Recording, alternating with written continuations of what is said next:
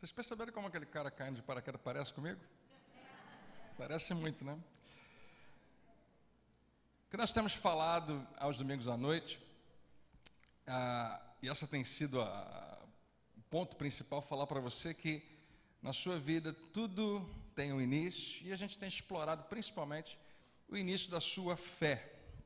E a gente tem tratado disso dessa maneira. Tudo na vida tem um ponto de partida, e principalmente a sua fé. Eu queria agradecer muito ao pastor Rodrigo por ter feito... A gente tem um problema, mas alguém resolve o problema. Tem gente que assim é mestre em engenharia, né? A gente fez esse negócio aqui, mas sumiu as borboletinhas aqui para segurar, olha que beleza. Aí, graças a Deus pelo Durex. Mas dá para ver tudo, obrigado. A sua vida tem um ponto de partida e as coisas da sua vida têm um ponto de partida. E, em especial, o que a gente tem falado sobre a sua fé. E quando você fala de fé, talvez você pense, pastor, é aquilo que a gente aprende o tempo todo na igreja. Eu queria chamar de fé hoje, e a gente vai tratar exatamente desse assunto, mas o seu crer em Deus. Alguém disse para você quando você ainda era criança, qual fosse a sua religião, né, e ainda qualquer que seja ela hoje, alguém disse para você lá atrás, você deve acreditar assim. Nós acreditamos assim, é assim que você deve acreditar também. E muitos de nós, obviamente na nossa realidade brasileira, cristã, a maioria dos brasileiros professam de alguma maneira uma base cristã, seja católica, seja protestante, seja outra. Obviamente você deve ter aprendido isso, e você deve ter aprendido princípios que foram extraídos da palavra, da Bíblia, para dizer para você como a vida deve ser. E muito do que a gente faz, ou quase tudo, tem isso como base. Né? Você sabe que honestidade, integridade, ser sério na sua vida profissional, tudo isso tem como raiz coisas que Jesus ensinou lá atrás, ou coisas que o Antigo Testamento traz. Isso é ensinado para nós, como viver uns com os outros, como viver em civilização. A cidadania nossa tem a ver com princípios bíblicos. A questão são aquelas coisas que a gente ouviu em algum momento da nossa vida e depois pararam de fazer sentido. Quando a gente contrasta o que falaram para a gente, o que ensinaram para a gente, o que aparentemente Deus estabeleceu com a realidade que nós estamos vendo. Deus falou isso, ok, mas o que eu estou vendo não tem nada a ver com isso. E o que a gente tem trazido nos últimos domingos, e a proposta era encerrar hoje, eu devo encerrar na semana que vem, tem algo muito bom que eu quero compartilhar com você. Mesmo sendo Dia das Mães, a gente vai fazer o culto Dia das Mães de manhã, à noite a gente vai tratar disso. É falar com você, e se você tivesse a oportunidade de começar outra vez? Agora, não apenas de qualquer ponto de partida, mas de um ponto de partida mais maduro, mais adulto, né? Respondendo questões de maneira adulta, porque certas coisas não vão funcionar mais para você. Certas coisas não adianta eu chegar aqui e dizer é assim e pronto. Não, pastor, eu preciso de um pouco mais do que isso, porque se você realmente quer começar e ter uma base firme na sua vida, a gente precisa olhar para isso. Porque nós entendemos que entre as alternativas que nós temos, você pode ser como muita gente que vai à igreja. Nesse momento está em várias igrejas, e aquilo é a sua religião, e aquilo é a sua tradição, mas não há necessariamente uma realidade de vida com Deus. É meramente algo que se faz, como se faz qualquer outra coisa da vida. É mais um adendo à vida. Ou a outra alternativa é realmente enxergar Deus presente o tempo todo na sua vida. E a gente quer justamente dar a você a oportunidade de pensar e escolher, e quem sabe, verdadeiramente experimentar uma mudança. Eu oro para que grandes mudanças aconteçam em nossas vidas. Você tem seu coração aberto hoje? Amém? Pega a sua Bíblia, levanta bem alto, vamos fazer a nossa declaração de fé. Então, libera a sua fé quando você declarar isso, todo mundo junto, você já conhece? Esta é a minha Bíblia, eu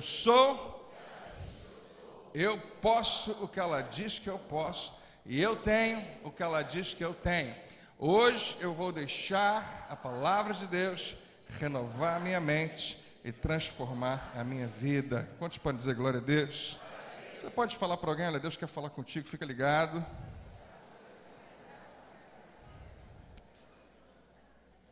Se você Não esteve com a gente nos últimos domingos à noite, eu tenho uma boa notícia. A gente criou um site só para esse tema, e ele chama, embora o título dessa série seja Daqui para Frente, PRA, no site a gente não conseguiu, a gente teve que botar, e ficou para, né? Mas é para, daqui, foi eu que escrevi errado, tá, Marquinhos? A culpa não é sua não, fica tranquilo. Daqui para frente.com.br, tem as últimas mensagens que a gente pregou, vai ter essa também de hoje, vai ter elas em áudio e vai ter o que a gente mandou para o PG, que é uma folha com perguntas para bate-papo, discussão. Então, é um material muito legal para você divulgar. Se você pensa, puxa, eu queria tanto que fulano estivesse aqui, você pode indicar para ele dar uma olhada, ouvir uma das mensagens, baixar ou então assistir online, que é muito legal. Então, enquanto existir internet, isso vai estar lá. Então, você tem a vida inteira, se você desejar aí, para divulgar. Eu só errei uma letrinha, faltou um A, daqui para frente.com.br. Como a gente está analisando o início, o ponto de partida da nossa fé, se você veio com a gente nos últimos domingos, a gente foi falando de vários princípios sobre como Deus se relaciona com o homem. Falamos sobre graça, falamos sobre o sangue de Jesus, falamos sobre a condição do homem diante de Deus por conta do pecado, falamos de como Deus escolheu uma família na terra, de como nós podemos nos relacionar em relação às regras que Deus coloca. Semana passada a gente foi fundo na questão da graça, e hoje eu queria falar para você exatamente de fé. E fé talvez seja o assunto que, se você é membro dessa igreja, mais viu eu pregar, mas eu duvido que você tenha ouvido eu pregar como hoje eu quero pregar, como eu quero hoje compartilhar com você. Eu queria desconstruir um pouquinho a ideia que nós até hoje construímos a respeito de fé e repensá-la. Fé talvez seja o assunto mais complexo e mais mal interpretado. Embora eu tenha escrito aqui, a fé talvez seja o conceito religioso mais confuso, a palavra não é confuso, é mais confundido. Fé não é confuso, é simples, só que nós interpretamos muitas vezes errado. Exatamente porque é simples demais. Porque você faz o tempo todo. É quase que banal, é extremamente comum, o tempo todo você tem fé em alguma coisa. Só que nós transformamos fé numa palavra espiritual. Nós transformamos fé numa palavra meramente bíblica. E ela não está só na Bíblia. Nós usamos fé para tratar de conceitos religiosos, de igreja, de Deus, de homem, de Jesus. Mas fé não é, para Deus, fé não é isso. E a gente quer justamente, antes, você vai estranhar, porque a primeira metade desse sermão não é um sermão muito bíblico. Talvez você vai até sentir falta. No finalzinho, talvez eu jogue um versículo, no caso de um dia meu pai assistir essa mensagem, vai, né? Então, mas propriamente a gente vai falar de um princípio que é normal, que é diário, que é coloquial na sua vida o tempo todo. Ao passo que, obviamente, no final, eu quero contar para você como que isso se aplica, obviamente, na nossa vida espiritual. Senão não faz o menor sentido a gente estar aqui. Mas eu preciso antes, principalmente para aqueles que têm dificuldade de aceitar a Bíblia, porque essa mensagem chega além dos seus ouvidos, né? Para aqueles que são mais céticos, dizer para você que, como a gente falou algum tempo atrás, algumas semanas atrás, né, existem relatos que nós não acreditamos apenas porque são bíblicos. Para a gente é suficiente, porque a palavra para nós é tudo. Mas nós acreditamos porque também são relatos históricos, que não precisa ser crente para acreditar, o mundo inteiro acredita que aquilo é real. E é mais ou menos nessa linha que eu queria falar com você. Fé é simplesmente uma palavra, é meramente um princípio, um conceito. Então, em vez de usar a palavra fé hoje, eu vou usar o seu sinônimo, que é acreditar. Você concorda? Que fé é isso? Eu poderia abrir em Hebreus 11 junto com você e a gente confirmar que fé é certeza e convicção. Certeza do que eu não vejo, convicção do que eu estou esperando, ou vice-versa. Mas está dizendo ali, olha, é acreditar. E eu queria justamente hoje com você, antes de tratar disso como um conceito espiritual, tratar isso como um conceito. Eu queria começar falando com você sobre 3 observações sobre acreditar. Em primeiro lugar, a capacidade de acreditar é a força mais poderosa à disposição da humanidade. E eu devo de vez em quando falar frases como essa, isso é o que tem de mais poderoso. E talvez você pense, pastor, tem um monte de coisa assim, né? Qual é a número 1? Eu não sei, mas eu estou dizendo para você que eu acredito que talvez seja essa. Que a capacidade que eu e você temos de acreditar é com certeza a força mais poderosa que está à disposição do homem, todos nós. E isso, obviamente, eu estou chamando de fé, mas é algo que é um privilégio meu e seu, de homens, de mulheres, da humanidade, do que nós somos. Eu não acredito que o meu cachorro consiga ter fé. Aliás, obviamente ele não tem, nem é muito inteligente. Mas eu duvido muito que o meu cachorro se reúna de vez em quando com outros cachorros e pense assim, o que a gente poderia fazer? O que a gente poderia ser? A gente vamos ter uma visão sobre o futuro, sobre a vida do cachorro. Não, eles não fazem isso, obviamente. Né? Deus deu esse presente ao homem, a capacidade de crer, de acreditar. E, obviamente, isso fez toda a diferença em toda a história do homem. E quando eu falo para você da força mais poderosa, eu queria que você compreendesse isso. Eu estou querendo dizer que tudo o que já foi realizado, tudo que já foi conquistado por nós, seres humanos, tudo o que já foi uma vitória em qualquer área da nossa vida ou da humanidade, tudo isso começa com uma ideia. Porque alguém resolveu acreditar no início que algo poderia ser, que algo deveria ser, aquilo transformou o mundo. Isso aconteceu em vários níveis. Aconteceu comigo, com você, aconteceu com todo mundo. Todo problema que já foi solucionado aconteceu porque alguém acreditou. Antes de resolver o problema, isso tinha que acontecer. Antes, a raiz é exatamente que alguém acredite. E se eu puder dar uma pincelada e pegar lá Marcos capítulo 11, quando Jesus fala que fé é capaz de remover montanhas e trazer para esse contexto secular, ideológico, que faz parte do nosso dia a dia, talvez alguém pergunte, pastor, você acha que Jesus está falando literalmente de montanhas sendo removidas? Eu queria só apontar algo para você. Quantas montanhas já foram removidas porque alguém resolveu acreditar?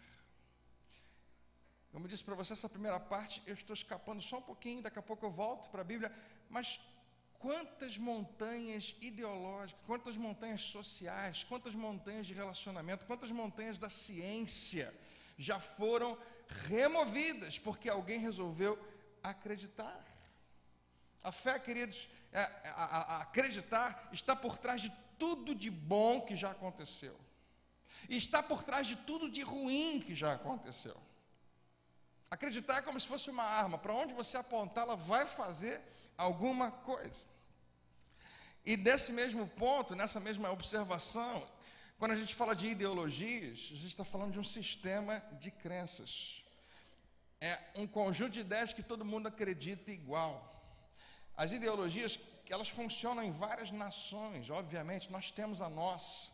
São o motor dos eventos mundiais. Então, hoje nós estamos aqui por uma série de eventos que foram acontecendo e todos eles, se houve uma reviravolta, se houve uma revolução, é porque alguém no início de tudo resolveu acreditar. Você sabe por que hoje o Brasil é uma nação independente?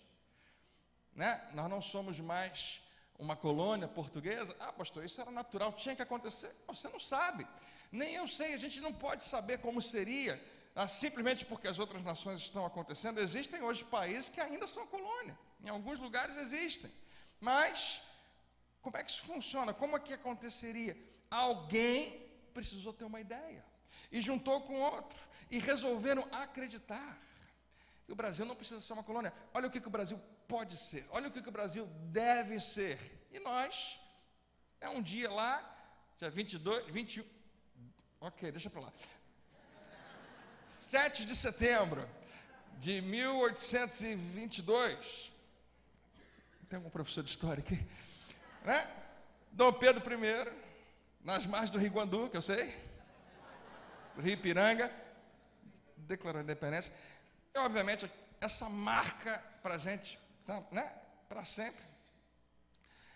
Mas porque começou com uma crença. O país foi unido por causa de uma crença. E o nosso país também é dividido por crenças, por ideologias.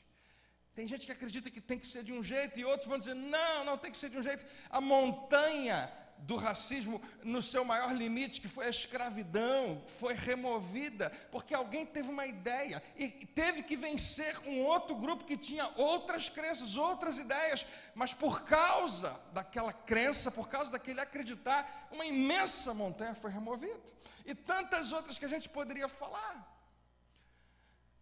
Para pensar nisso. Adolf Hitler, ele trouxe o mundo inteiro para a guerra, apenas abrindo a boca e falando, apenas sugerindo ideias. É isso que a Alemanha poderia ser, é isso que a Alemanha deveria ser, e é assim que deveria ser em relação à Alemanha. E ele conseguiu, né, com aquela ideologia, com aquele pensamento, causar o que causou, e foi grande. E quantas pessoas morreram? Porque um homem teve uma ideia e acreditou. Ou seja, não está por trás apenas de coisas boas, mas a maioria das desgraças também. Se você ligar a sua televisão, se você abrir o jornal amanhã, você vai ver que os conflitos que realmente estão acontecendo hoje, mundiais, têm como base grupos que acreditam de maneira diferente, e acreditam com tanta intensidade, que coisas grandes acontecem. Nem sempre são boas, mas aquilo se torna o que há de maior na sua vida. Muitos morrem por causa disso. Nós, quando acreditamos que alguma coisa é possível, nós buscamos incansavelmente um jeito de torná-la real. Mesmo que ainda não tenha acontecido, quando você acredita que alguma coisa é possível, você vai até o final. Não sei se você já leu a respeito disso, existem alguns exemplos disso. Eu não sei se já aconteceu aqui no Brasil, mas eu já li a respeito, ou na América do Norte, ou na Europa, de algumas empresas, principalmente voltadas para a tecnologia. Elas vão contratar um novo funcionário, um novo empregado, e elas contratam aquela pessoa e dão para ela uma tarefa. Eu queria que, como uma iniciação, como um teste, eu queria que você resolvesse esse problema.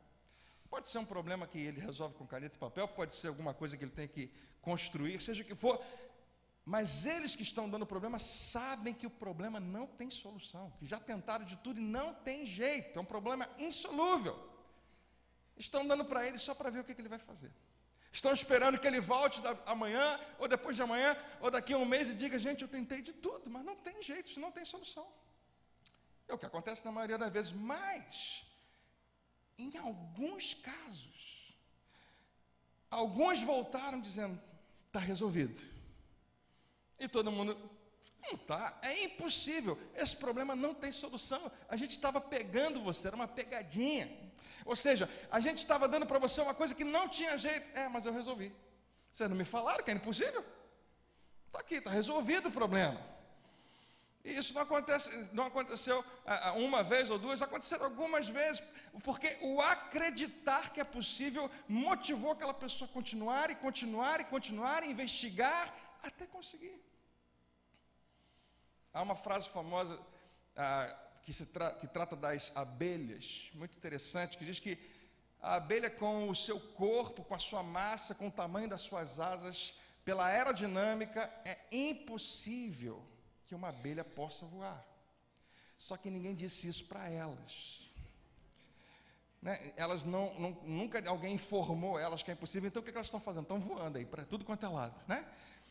Porque isso é só uma ilustração de como acreditar. A abelha não tem a capacidade de acreditar, mas o acreditar é maior do que o que eu e você consideramos, talvez, a nossa própria inteligência. Otimistas sempre superam seus companheiros menos otimistas. Aqui vai uma dica para quem está estudando, daqui a pouco tem um emprego. Eu falei isso há pouco tempo atrás. Se você vai contratar alguém, especialmente para a área de vendas, se você tiver que escolher entre o otimista e o inteligente, você tem que escolher o otimista, porque às vezes o cara é tão inteligente que ele não vende nada, não consegue, né? Ele mesmo se barra. Mas o otimista, quando ele acredita, é impressionante a capacidade dessa pessoa, ela vai muito além. Esse também é um caso muito interessante que já aconteceu, talvez até com alguns de vocês, não é incomum, mas você não tem muita coragem de falar porque pode parecer arrogante, então eu vou falar por você, fica tranquilo. Você é uma pessoa inteligente, você estudou, você cresceu, você alcançou um certo patamar, você vive uma vida razoavelmente boa, socialmente, você pôde fazer talvez uma boa faculdade, mas em determinado momento da sua vida você acaba conhecendo gente que está numa esfera bem superior à sua, socialmente, tem muito mais dinheiro, tem muito mais recursos. Essa pessoa foi responsável por alguma coisa que deu certo, que funcionou, e com isso a vida dela alavancou financeiramente, ela foi lá em cima. E um dia talvez você conheça uma pessoa assim. Ela não foi na faculdade que você foi, ela não tem tanta inteligência assim como você, no sentido de ter estudado. E você conhece, você conversa, você descobre como é que foi. Você fez isso, você fez aquilo outro. Eu tive uma ideia, eu fui por esse caminho e acabei fazendo aquilo outro. Todo mundo achou que não ia dar certo, mas eu acabei insistindo, deu certo. E aí você sai dali, quando você voltando para casa, você pensa assim: ele não é tão inteligente assim. Mas você não tem coragem de falar, né? Você pensa com você mesmo. E se você for honesto com você mesmo, você vai chegar à conclusão que se aquela ideia tivesse caído no teu colo, se aquilo tivesse sido uma oportunidade para você, talvez você é tão inteligente que você talvez tivesse desistido. Eu nunca vou conseguir. Mas ele foi tão burro de pegar aquela ideia e botar, que está aí, conseguiu, foi até o final, porque em geral, acreditar vence até o QI. Vence a sua capacidade intelectual, não tenha dúvida. E ele agora tem um jato. Seu carro é até legalzinho, mas ele tem um jato. Porque ele é mais inteligente? Não, porque ele acreditou muito mais do que às vezes você, super inteligente, é capaz de acreditar. Acreditar, no final das contas, nos capacita a essas coisas, pelo menos tentar de novo. Quem acredita continua, insiste, arriscar muitas vezes, ter expectativa, que é exatamente a noção de fé, sonhar, criar, melhorar, confiar. Tudo isso tem como base a força por trás da crença, do acreditar. Nós estamos sempre à procura, essa segunda observação, de evidências que possam fundamentar aquilo que nós acreditamos. Nós estamos sempre buscando todo tipo de evidência, todo tipo de argumento que possa manter firme aquela nossa crença. O que é especialmente verdadeiro em relação a alguns militantes de certos partidos políticos, que eu prefiro nem mencionar aqui, mas é o PT. Mas além disso, pastor André, não é só o PT, não, os outros também, todos eles, o PSDB, o PSOL, qualquer outro que você puder imaginar, eles estão sempre, se você é militante, se você gosta, se você está sempre buscando. É diferente de time de futebol, né? Quando você torce para o seu time pode ter ganhado ou perdido, não existe uma lógica para isso, você pode até inventar, né? Não tem uma lógica, às vezes dá sorte, às vezes dá azar, às vezes algum time está mais preparado, beleza. Mas quando você tem uma ideia, quando você tem um pensamento, é isso que funciona, é isso que deveria acontecer, o nosso país podia ir por esse caminho, a economia podia, e você não abre mão daquilo, isso é maior do que qualquer outra coisa. E aparece alguma coisa na televisão, ou alguém bota uma mensagem no Facebook e você lê, aí você chega para o seu marido ou para a sua esposa e diga: olha aqui, não falei? Olha aqui, porque confirma aquilo que você acredita. Mas daqui a pouco alguém passa o canal e a mensagem é contrária, dizendo contra aquela sua ideia. Você fala: vamos desligar a televisão? Porque a gente não acredita nisso. Você não pode confiar em tudo que as pessoas falam, né? Ou seja, você está o tempo todo buscando e trazendo para você todo tipo de ideia que vai fundamentar e firmar o que você acredita. Ao passo que você está filtrando muito bem qualquer outra ideia que venha contra o que você já estabeleceu para você, que é real. O que eu vou falar agora para você é meramente uma ilustração desse princípio, para você compreender. Você sabe qual é a chave para um casamento feliz? Dentro desse mesmo contexto, eu vou declarar essa frase aqui para você: casais que acreditam no melhor, enxergam melhor, experimentam melhor. Embora o que eu vou falar pareça uma utopia para você, eu queria só que você pensasse. Depois você faz o que você quiser com isso. Mas maridos e esposas que acreditam no melhor um do outro, ao invés de ficar o tempo todo já com uma perspectiva e uma expectativa do que você já experimentou ou do que você acha. Você acaba acreditando. Você sabia que a gente tem uma tendência de acreditar mais negativamente em relação ao nosso cônjuge? Mas e aí por isso que a gente enxerga dessa maneira e experimenta assim. Ah, ele está atrasado. Você tem duas alternativas. Ele está atrasado. Talvez alguma coisa aconteceu. A gente daqui a pouco pode se comunicar. Ele não vai chegar atrasado só de propósito. Alguma coisa aconteceu. Foi um acidente, alguma coisa. E a gente vai descobrir. Ou ele está atrasado. De novo. Outra vez. Né? Eu aposto que ele está fazendo isso, que ele esqueceu daquilo, que ele está fazendo aquilo outro, que ele, né, seja o que for, porque você já acredita daquela maneira, porque foi construído dessa maneira. Então é isso que você vai enxergar e é isso que você vai experimentar. André, mas como é que a gente faz? Se você trouxer para o patamar da palavra de Deus, você vai descobrir que realidades são alteradas quando a gente começa a acreditar diferente. Não estou falando para você ser bobo, né, acreditar em tudo. Estou falando que, no que diz respeito ao que é mais importante para você, ao que você considera importante, talvez o primeiro passo seja mudar a maneira como você acredita. Algum tempo atrás eu estava lendo um livro falando sobre casamento, que dizia que, Filipenses capítulo 4, versículo 8, diz que tudo que você deve pensar, que deve ocupar o seu pensamento é coisa boa. Aí tem lá uma lista. Tudo que é bom, tudo que é amável, tudo que é de boa fama, se existe algum louvor, você lembra dessa passagem lá? Né? O que você deve pensar? Eu acho que é o versículo 8 ou 9. E o escritor daquele livro fala assim, quando você for pensar no seu cônjuge, você tem que usar isso como base. E ele sugere que você faça uma lista, né? Com base naquilo ali, tudo que é bom. Aí você pensa na sua esposa, pensa no seu marido e pensa, ele tem isso aqui de bom. Talvez você demore um pouquinho, mas você vai lá, tem isso aqui. Tudo que é de boa fama, né? 6? Não é possível. 8 ou 9? 8, obrigado. O 6 é o não andeis ansiosos. Preste atenção.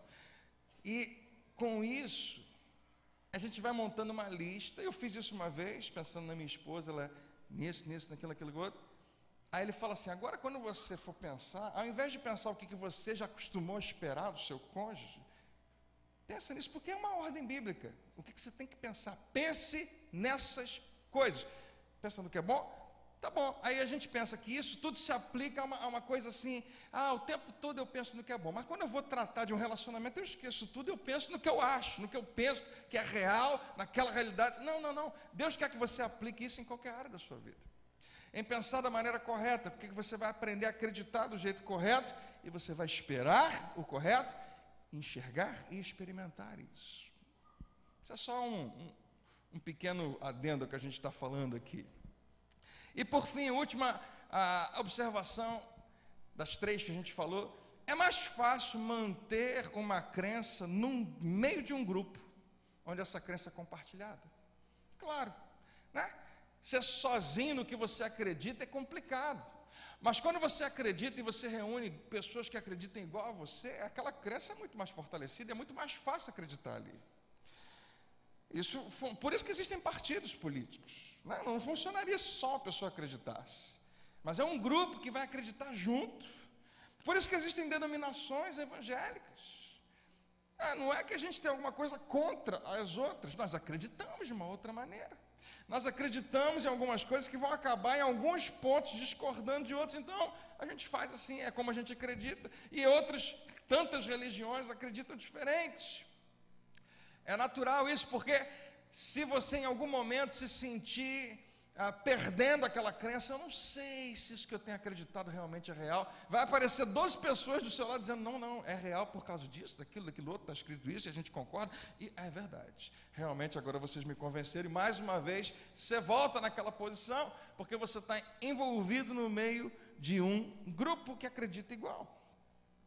Eu acredito, queridos, que a capacidade de acreditar é um presente de Deus. Como eu disse para você, é uma prerrogativa e é um privilégio apenas de seres humanos. Deus só deu isso para o homem, como Ele deu tantas outras coisas somente para o homem e para a mulher. Mas essa é grande. Porque o que eu vou falar agora, por exemplo, nem funcionaria. Imagine a vida sem a capacidade de acreditar. Você nem ia conseguir imaginar. Porque para imaginar você tem que ser capaz de acreditar. Para projetar, para olhar para frente, ou para o que poderia ser, você precisa ser capaz de acreditar. Mas tenta por algum minuto pensar uma vida onde você não tem como, é impossível projetar, pensar no futuro, saber o que poderia ser. Não, a vida é isso, acostume-se e pronto. Não faz sentido, não há movimento nenhum, não existiria nada, não existiria cor, sabor, vida, se nós não tivéssemos a capacidade de acreditar, porque tudo que foi conquistado até hoje, foi conquistado por causa disso, porque Deus nos deu esse presente maravilhoso. E para encerrar esse momento, e a gente partir finalmente para encerrar com o que eu quero muito falar com você, como eu disse para você no início, eu preciso desconstruir o que você hoje, até hoje pensou que era fé, porque a gente, mal ou bem, por mais que a gente gaste horas e horas de mensagem durante meses e anos falando sobre esse assunto, a gente tem uma tendência, uma inclinação a pensar que fé é uma força. Eu chamei de força, mas ela não é apenas uma força, ela é poderosa enquanto si, mas ela é simplesmente uma atitude, uma posição. Mas a gente fica pensando que é uma coisa meio que toma você, que faz você ficar arrepiado, que coloca você num êxtase, que leva você ao nirvana, você fica lá, o que você está fazendo?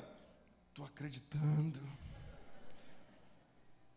Você pode pensar que a pessoa quer ir ao banheiro, mas não, ela está acreditando. E eu acredito, eu creio.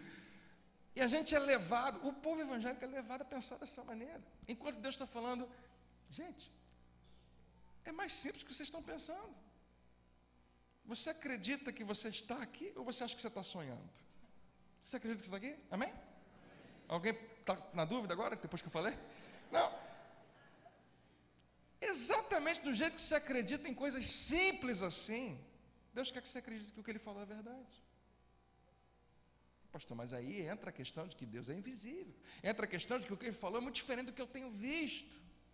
Mas Ele continua pedindo a mesma coisa. Ele não falou para você se esforçar para acreditar. Ele deixou você escolher. E, queridos, você o tempo todo acredita em coisas invisíveis. O tempo todo você acredita em coisas que ainda não aconteceram. O tempo todo você está acreditando em coisas que você ouviu e nem foi confirmar se é verdade.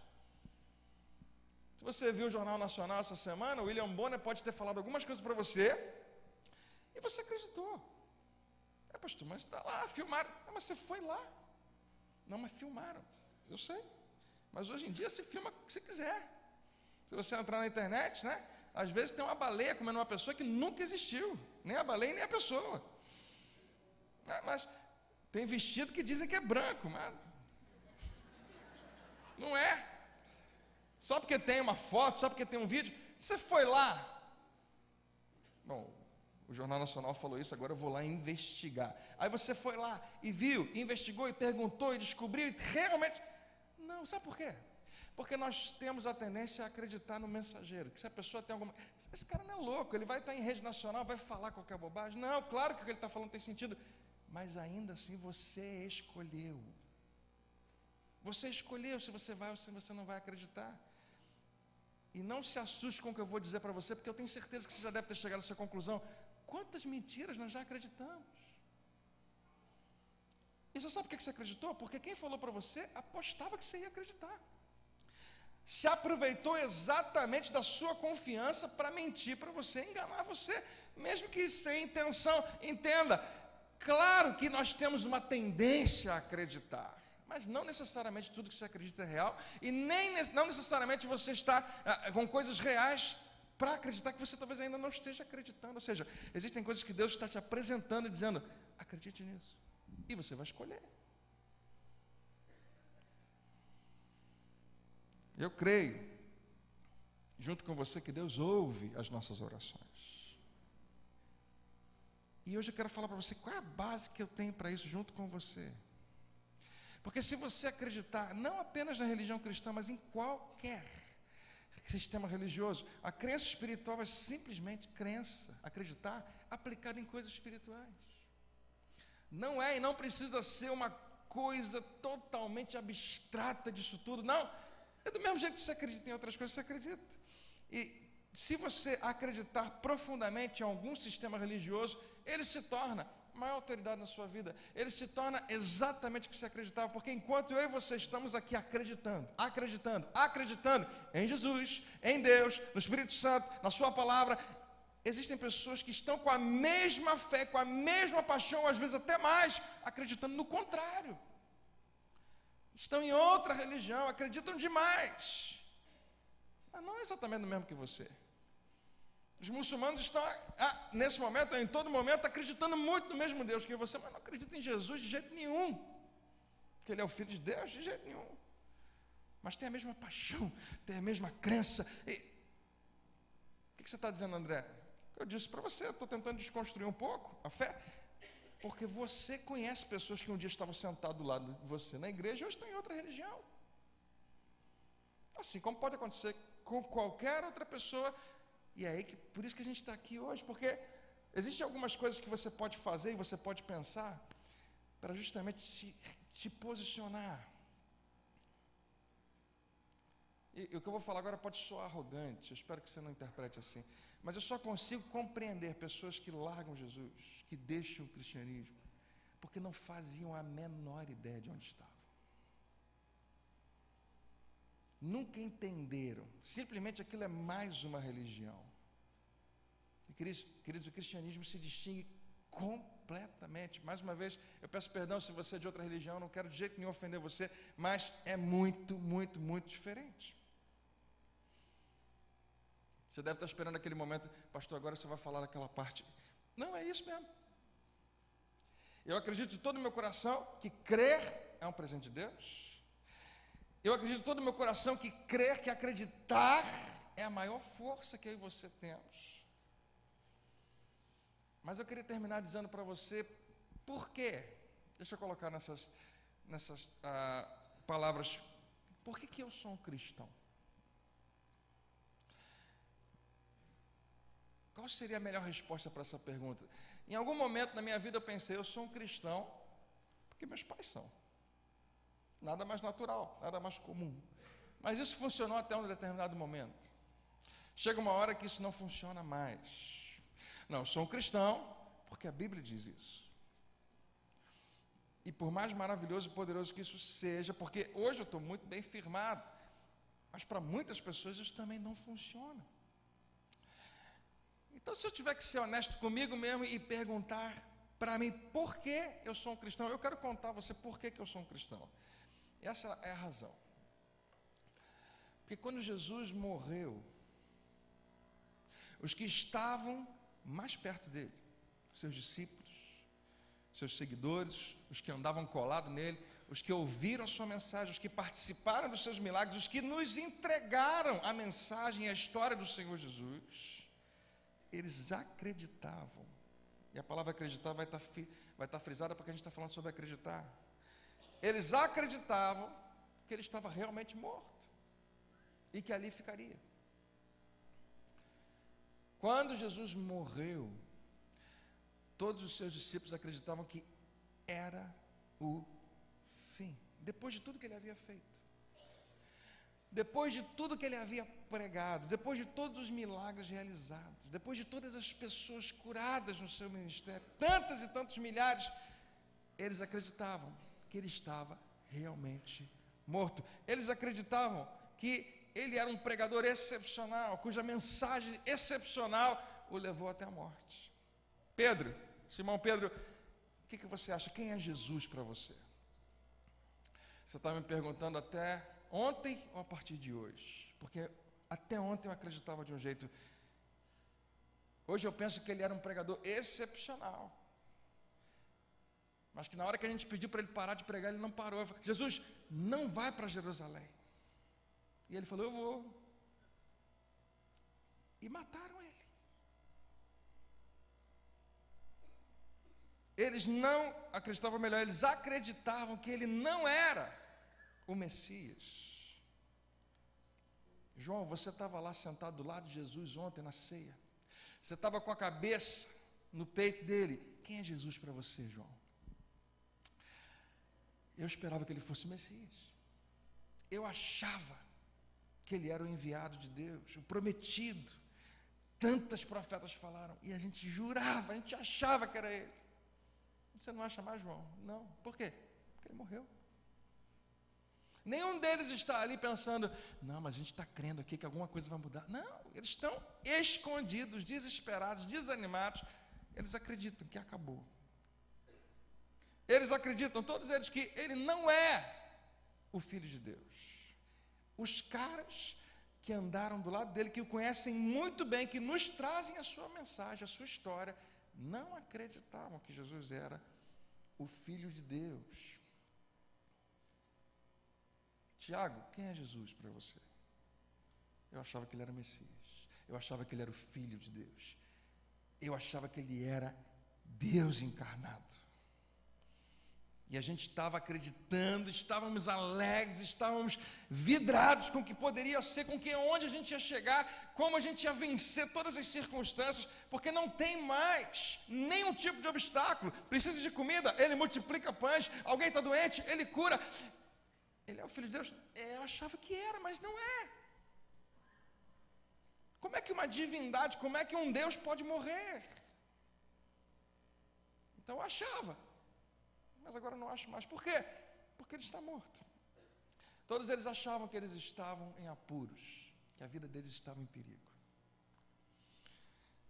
E queridos, isso aqui é o que eu digo para você, que faz distinção imensa entre o cristianismo e qualquer outra religião. Porque preste atenção, quando Gandhi morreu, os seus seguidores devem ter tido aquela ideia: nós não podemos deixar que o que Gandhi ensinou e a sua história de vida morra junto com ele. Então vamos escrever, vamos documentar, vamos guardar, vamos espalhar para todo mundo tem que saber o que Gandhi fez, e nós vamos ter mais e mais pessoas pensando igual a ele. Quando Maomé morre, já com idade avançada, 600 anos depois de Cristo, os seus seguidores também decidem: nós precisamos escrever, nós precisamos divulgar, nós precisamos documentar, nós temos que investigar, descobrir, divulgar e fazer com que mais e mais pessoas sejam como Maomé foi e siga o princípio de vida que ele tem. Estão aí os muçulmanos até hoje por causa disso. Mas com Jesus a coisa era diferente. Porque Jesus, ele trata todas as questões tão baseado em quem ele é. Ele centra tudo que ele faz na realidade de quem ele é, que agora que ele morreu, ele não pode mais ser quem ele disse que era. Não faz mais sentido. Então esses homens estão ali e pensando: o que vai ser feito da gente? Porque a gente estava acreditando, mas e agora? Então aqueles que andaram perto de Jesus, os seguidores mais próximos, no fim das contas, perderam a fé. Deixaram de acreditar. Mudaram a maneira como acreditavam. Acreditavam muito até a morte. Morreu. Acreditar mais em quê? E acreditar para quê? E qual o propósito? Não faz mais sentido. Pedro, João, Tiago, André, todos vocês, e aí? O que vocês acreditam? Até ele morrer, nós acreditávamos. Mas agora a gente não acredita mais.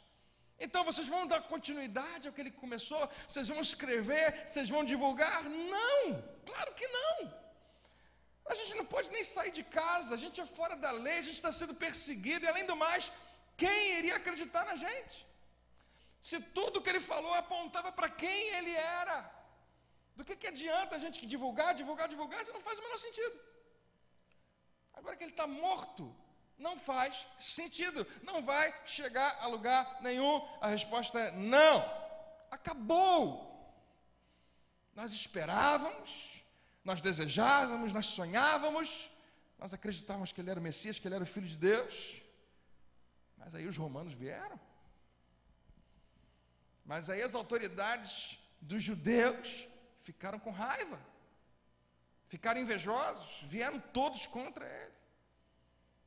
Aqueles que nos contam a história de Jesus de Nazaré, que foram suas testemunhas oculares do seu ministério, não acreditavam naquilo que eu e você acreditamos hoje. E olha que eles conheciam ele muito bem, porque quando ele morreu, eles acreditavam que ele estava morto e que continuaria morto. E essa é a razão por que eu sou um cristão. Porque alguns dias depois,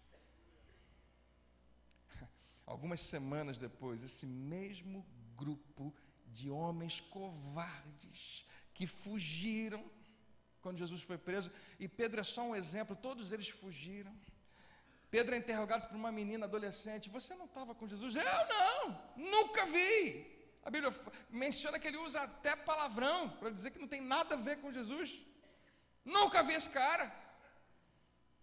Todos eles fogem, todos eles covardes. Esse mesmo grupo de homens comuns, não séculos mais tarde, não anos e anos mais tarde, apenas algumas semanas depois, não em outra cidade, mas na mesma cidade onde esses acontecimentos aconteceram, começam a pregar o Evangelho e falar sobre Jesus Cristo. E sabe o que eles não pregam? Eles não pregam assim: gente, eu quero falar para vocês, um homem tinha 2 filhos, e um mais novo pediu a sua... Não, ele não prega a linda mensagem do filho pródigo, embora ela seja maravilhosa. Eles não pregam: olha, bem-aventurado o homem que faz isso, faz aquilo outro. Embora seja fantástico o sermão da montanha, as bem-aventuranças, eles só têm uma única mensagem, e a única mensagem é o que eles viram: Jesus ressuscitou. Nada mais importa para eles. Se existia qualquer outra coisa, tudo mais fica sem a menor importância, porque eles viram com seus olhos o Cristo ressurreto. E a mensagem deles, basta você ler a sua Bíblia, basta você ler Atos dos Apóstolos, você vai ver o tempo todo, a mensagem dele consistia nesses 4 pontos, simples assim: vocês o mataram, vocês mesmo. Você, Jorginho, que está aí com essa cara, estava lá: Barrabás, seu covarde. Vocês mataram Jesus. Deus o ressuscitou. Nós o vimos. E vocês devem se arrepender. Era só isso. Não tinha outros tópicos na mensagem, não tinha muito mais que eles falavam o tempo todo exatamente isso. A única mensagem que vocês vão ver é Cristo ressurreto. Se você voltar algumas semanas atrás, na nossa primeira mensagem dessa série, você lembra que o apóstolo Paulo, 20 anos depois disso, está em Atenas, e levam ele até o Areópago, lembra? E deixam ele dizer: o que você tem a falar da sua religião, o que você está falando aí? Chama ele de tagarela. O que você tem a dizer?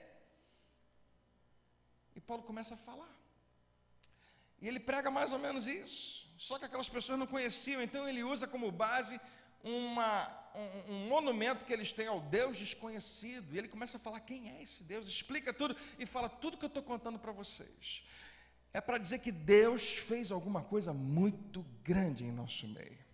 E ele exemplifica isso no versículo 33, em Atos 17, falando: e deu provas. Queridos, é aqui que estabelece toda a minha fé, e eu creio que é onde nós devemos estabelecer a nossa fé. Se alguém perguntar para você: tem prova o cristianismo? A Bíblia diz que Deus deu provas a todos, ressuscitando Jesus dentre os mortos. Sim, você não estava lá, você precisa acreditar no que eles falaram, se você quiser, mas para eles isso era prova. Não era algo que eu acho, eu ouvi alguém falar, eu não sei de nada, mas eu acredito. Não, eles viram Jesus ressurreto. Sim, a Bíblia diz: bem-aventurado é você que não viu, mas creu. Mas entenda como Deus achou isso tão importante. Você sabe por que a igreja sobreviveu o primeiro século? Porque, se você parar para pensar, quando Jesus morre, esse pessoal não tinha mais nada para fazer, eles iriam ser perseguidos para sempre. E a igreja foi muito perseguida. Você sabe por que ela sobreviveu ao primeiro século? Você sabe por que eu e você estamos aqui?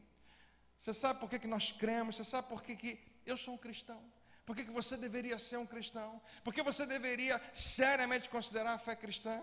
Porque quando Jesus morreu, ninguém acreditou nele. 0. Nenhum dos seus discípulos, nenhum deles foi consagrado um herói, porque escreveu lá: eu já sabia o tempo todo. Nenhum absolutamente. Todos aqueles santos são Pedro, São João, Santo André, meu predileto, todos eles foram covardes, saíram correndo, todos eles perderam a fé. E não sou eu que estou falando nisso, eles mesmos dão testemunho disso, eles mesmos escrevem a respeito disso. Até que eles viram algo muito grande. Eles não creram apenas em alguma coisa, porque não seria de jeito nenhum suficiente. Não apenas eles acreditaram, eles viram o Cristo, o Salvador ressurreto. E alguma coisa aconteceu dentro deles que eu tenho certeza, você vai observar, mudou tudo. Como eles estavam alguns dias atrás e como eles estão hoje. E nos primeiros 10, 20, 30 anos da igreja, que nós chamamos de igreja primitiva, a mensagem é a mesma. E não era, Deus falou alguma coisa pelos seus profetas, não, eles já tinham ouvido muito isso. Não, a mensagem é Deus fez algo imenso, Ele fez alguma coisa por toda a humanidade, Ele ressuscitou um homem dentre os mortos, e nós não acreditamos nisso apenas porque nós fomos ensinados, porque alguns princípios vieram, não, nós vimos, nós acreditamos que algo aconteceu, nós acreditamos que Jesus foi crucificado pelos nossos pecados, e também acreditamos que Deus o ressuscitou dentre os mortos. Há uma esperança imensa para toda a humanidade, porque Deus ressuscitou Jesus. E nós não acreditamos nisso apenas porque a Bíblia diz, tudo que nós acreditamos é baseado nisso, sim, mas é importante que você olhe para isso. Porque a gente falou isso no primeiro encontro, o Novo Testamento que você conhecemos, ele não existia pelos primeiros 150, 200 anos da igreja. Então, milhares e milhares de homens e mulheres se entregaram e se tornaram seguidores de Jesus sem lerem uma linha da Bíblia, porque não tinham acesso do que eu e você chamamos do Novo Testamento. Preste atenção, isso aconteceu porque testemunhas oculares estavam absolutamente convencidas do que elas tinham visto, de tal maneira que isso revolucionou aquele primeiro século. A igreja não começou por causa de um livro, não foi. Eu sinto muito se você achava. E ela não começou por causa de ensinos apenas, mas a igreja começou porque o nosso Salvador ressuscitou. Essa é a base. É isso que eu e você precisamos fazer se estamos considerando realmente continuar crendo em Cristo Jesus. E homens que a princípio fugiram, voltaram com imensa ousadia e pregaram essa boa nova. E ninguém conseguia convencê-los do contrário. Vocês podem falar o que vocês quiserem, nós sabemos o que nós vimos, vocês podem até nos matar, mas nós vamos estar morrendo não por algo que a gente acredita. Porque todo mundo faz isso, uma hora ou outra você vai ver alguém morrendo pelo que acredita. Não, nós vamos estar morrendo por algo que nós sabemos, que nós vimos. Cristo morreu e ressuscitou. Não apenas está morto, mas está vivo e vivo para sempre. E nós hoje acreditamos, e os discípulos poderiam falar a mesma coisa, porque Mateus, que foi alguém que andou do lado de Jesus, que era um dos seus discípulos, escreve a respeito disso. Não é um livro bíblico, é um livro histórico. Porque Marcos, que andou colado com Pedro, escreve a respeito disso. Porque Lucas resolveu investigar, entrevistar, escrever tudo com um registro cronológico, que escreve sobre a ressurreição. Não podia deixar de fora. Porque João, que está lá encostado no peito de Jesus, que Jesus dá ordem para ele cuidar da sua mãe, escreve sobre esse assunto. Porque Tiago, que é irmão de Jesus, tem um Tiago que é discípulo, tem outro que escreve a carta de Tiago, é irmão de Jesus. Agora pensa no seu irmão. Ele ia conseguir convencer em algum momento a você que ele é filho de Deus? Não ia acontecer. O que precisa para Tiago acreditar que Jesus, que é o seu irmão, é filho de Deus? Só uma coisa: eu vi meu irmão morto na cruz. Eu fui para casa com a minha mãe. Alguns dias depois eu vi o meu irmão ressurreto dentre os mortos. E eu caí de joelho e declarei. E Tiago escreve: o meu irmão é meu Deus O meu irmão é o meu Salvador. Para você ter uma ideia da grandeza disso. Pedro escreve a respeito da ressurreição e participa desse momento, se envolve completamente, fala a respeito disso. Paulo, que escreve no mesmo tempo, que ele é contemporâneo de todos esses homens e amigo deles. Não apenas, não 100 anos depois, 200 anos depois, 50 anos depois desse acontecimento. Ele escreve, e como ele fala da ressurreição, porque a única coisa que realmente importa para eles é isso. Quem pode dizer amém? Amém? É por isso, queridos, que a questão fundamental que você precisa gastar algum tempo pensando, que esses homens e mulheres,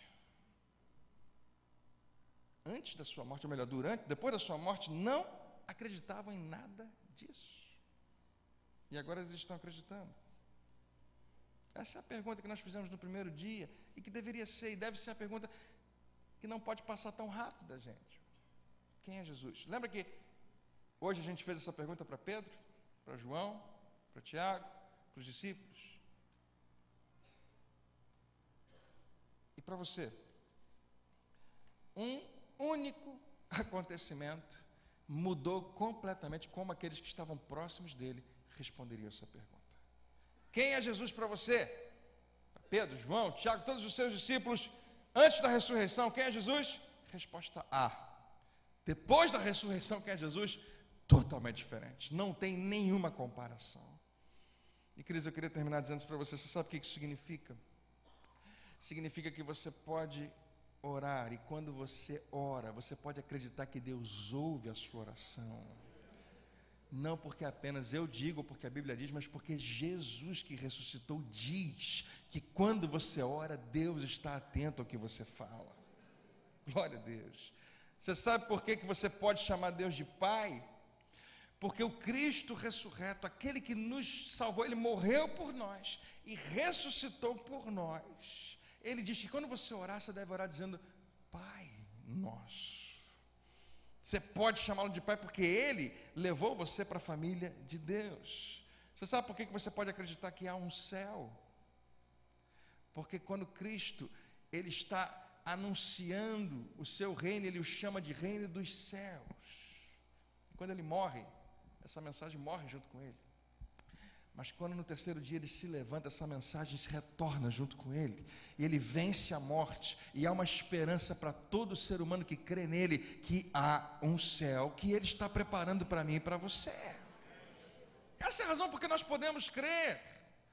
Você não precisa mais tentar dizer: é porque eu acredito no que me contaram, no que o pastor falou. Não, eu acredito, até mesmo se você for procurar, historicamente isso está registrado, não é algo meramente bíblico. Significa que quando você passa por tribulação, você não precisa ficar surpreso, porque Jesus, o nosso Senhor que ressuscitou, disse que no mundo você vai ter tribulação. Mas você sabe o que Ele diz? E justamente porque Ele ressuscitou, Ele pode dizer isso: tem de bom ânimo, eu venci o mundo. Diga: eu venci o mundo. É uma expressão que não faria o menor sentido na cruz, mas faz todo sentido quando Ele se levanta dentre os mortos e os seus discípulos podem vê-lo. Ele venceu o mundo, venceu a morte, e todos que estão nele vencem também. Essa é a razão porque nós podemos crer, essa é a razão porque ser cristão é completamente diferente. E o meu convite para você nessa noite, e o convite de verdade vai vir na semana que vem, a gente vai falar disso, mas é que você repense a sua fé. Não deixe ela ser uma fé infantilizada, não deixe ela ser uma fé onde você recebeu tantas ideias e tantos princípios. Ela é tão simples, Deus quer que você acredite. A partir de quarta-feira agora a gente vai começar uma campanha aqui na igreja, muito importante, chama Não Há Muralhas. E a gente vai falar de fé. E o que Deus vai pedir de você é a mesma coisa que Ele pediu para Josué. Atitudes que dizem que confie, que você confia nele, só isso. Não é um desespero interior que diz: eu preciso acreditar. É simplesmente, a Bíblia diz que a fé vem pelo ouvir, então você ouve, você recebe. Pastor, e aqueles homens que não tinham a palavra? Não, eles tinham a palavra, eles não tinham a palavra escrita, mas eles receberam fé porque eles receberam a mesma mensagem que eu e você recebemos. Cristo ressuscitou. Ele morreu por você, mas Ele está vivo. e Ele está aqui hoje. Glória a Deus. Você recebe essa palavra? Amém? Você pode dar uma grande salva de palmas a Ele, louvar o seu nome bem alto, porque Ele é bom.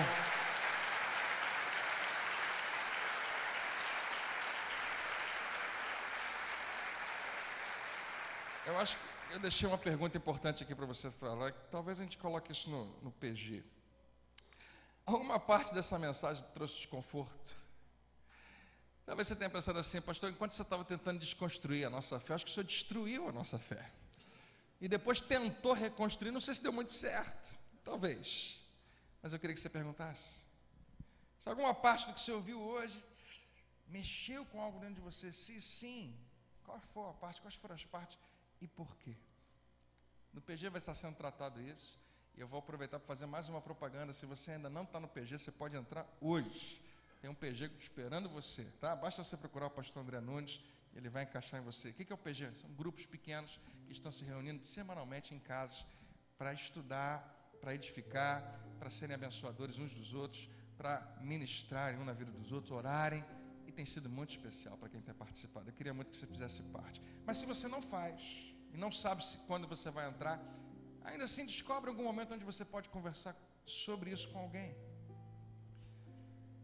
Se você quiser, né, ouvir outra vez, vai estar lá, essa semana já vai entrar essa mensagem também. Mas o meu convite para você é: repense aonde você tem baseado a sua fé. Porque não vai funcionar você sair daqui e tentar vencer esse mundo, porque Cristo venceu o mundo, porque o pastor André falou alguma coisa. Não funciona. Jesus não trata dessa maneira. Não, eu estou firmado, porque ninguém rouba de mim, ninguém tira de mim. Você sabe por que você é salvo?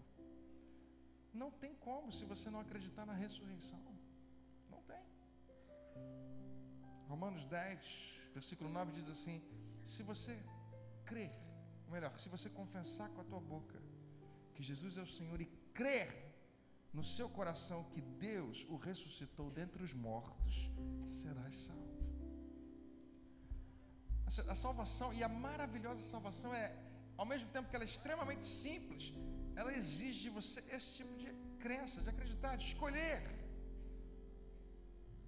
Curioso, porque quando Paulo escreve aos Romanos, ele poderia dizer: você deve crer que Jesus morreu, porque faz parte. Não é só isso.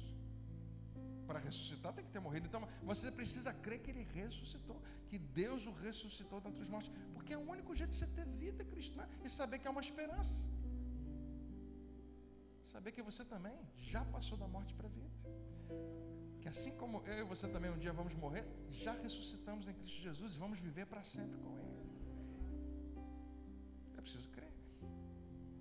Você percebeu que nesses nossos encontros, se não me engano hoje é o sexto, e a gente semana que vem a gente termina, aponta só para isso: ressurreição, ressurreição, ressurreição. Jesus está vivo. Deixa Ele sempre fazer parte da sua vida. Amém? Vamos ficar de pé.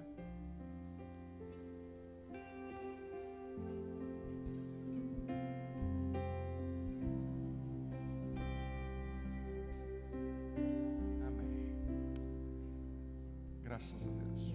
Eu queria que você fechasse os olhos. Eu vou fazer um convite para quem está aqui hoje e quer entregar a sua vida a Jesus. Se você ainda não fez isso, essa é a sua noite. Aproveite essa oportunidade. Todos os olhos fechados. Quantos aqui hoje querem tomar essa decisão? André, ora por mim, porque eu quero me entregar a Jesus. Onde você estiver, levanta assim a sua mão, eu vou orar por você. Tem alguém que hoje quer fazer isso? Tomar essa decisão? Não sei se tem alguém que eu não estou vendo, mas estou vendo você. Deus abençoe, minha irmã. Graças a Deus.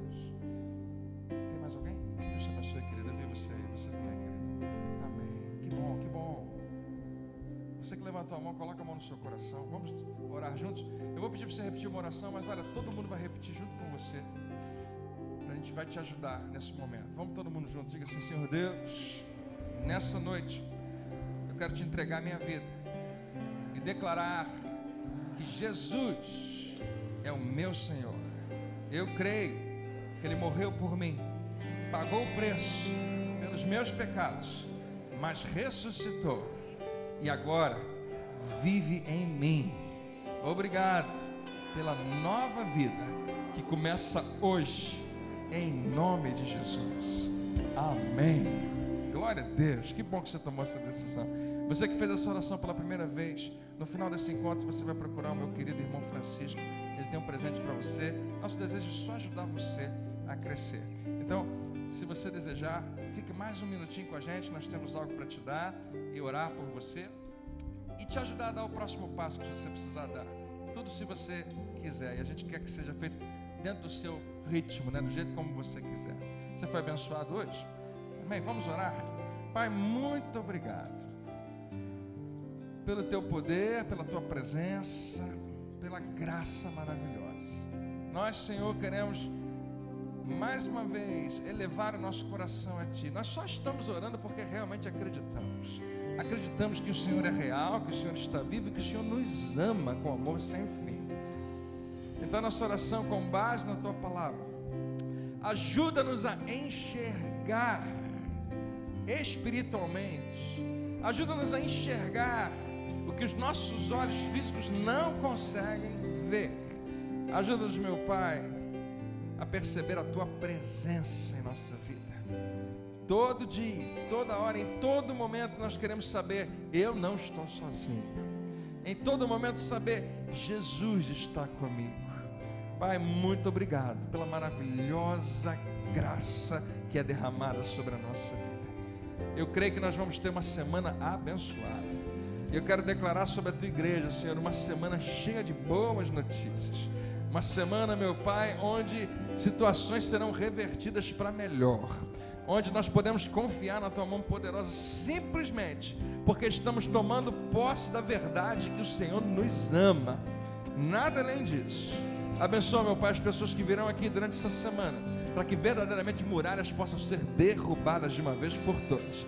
Nós cremos e já te agradecemos por tudo em nome de Jesus Cristo. E que todos digam amém.